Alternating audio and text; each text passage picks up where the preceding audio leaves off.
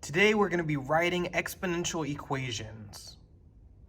The equation for exponential functions is y equals a times b to the power of x.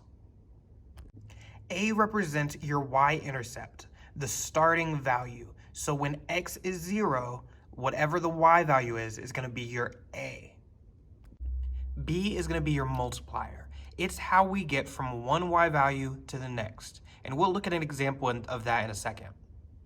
And x and y are your variables, as usual. Let's look at an example. We're given this table right here. And we're going to write an equation. So we already know y equals is going to be the first part. That's going to stay exactly where it is. So y equals. The next part is our y-intercept, the starting value. We're going to identify when x is 0, what is the y that goes with it? And I see that that's 4. The next part is going to be identifying the multiplier. So I want to see, what do I multiply to get from one y value to the next? So what would I multiply by 4 to get to 8? You got it, it would be 2. Now what about from 8 to 16? You would multiply by 2. So 4 times 2 is 8, 8 times 2 is 16, and 16 times 2 would be 32. So our multiplier is 2. And then we go ahead and write the variable x as the exponent. And this would be your equation. Let's look at the next example. First step is going to be writing y equals. Then I want to find the y-intercept. So when x is 0, y is 2.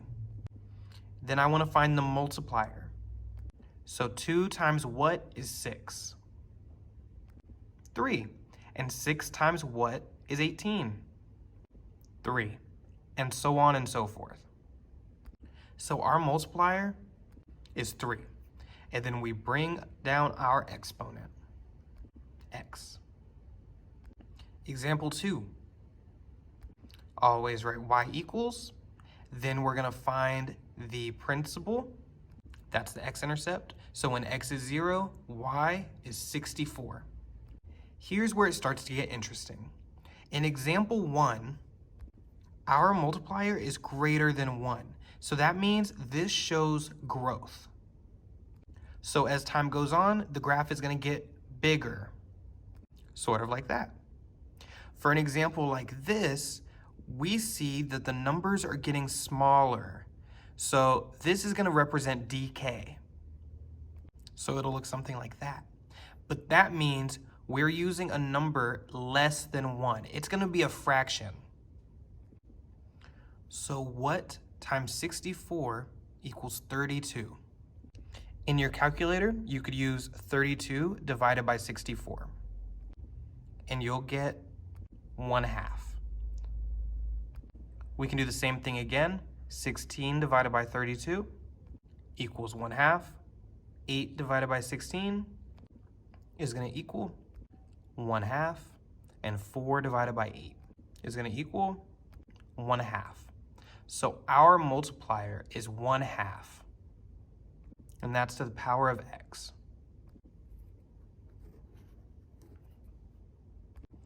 Every so often, we're going to get a word problem. It's going to give you all of the information you need. You just have to know how to find it. We're going to want to find the initial amount, so the amount she started off with, and that'll be the a, and the multiplier, which will be the b. If they're going to increase in the word problem, then you'll just write the number that they tell you that it's multiplying by. If it's decreasing, you're going to put 1 over the number they told you that it's decreasing by. So let's read the word problem and identify information while we have it. Of course, starting with y equals. Remember to keep an eye out for the initial amount and the multiplier. Alejandra has 2 marbles. She plans to triple her collection every month. Write an exponential growth function to model this situation and how many marbles will she have in 1 year? So to start off, we're going to write the equation. So what was the initial amount she had?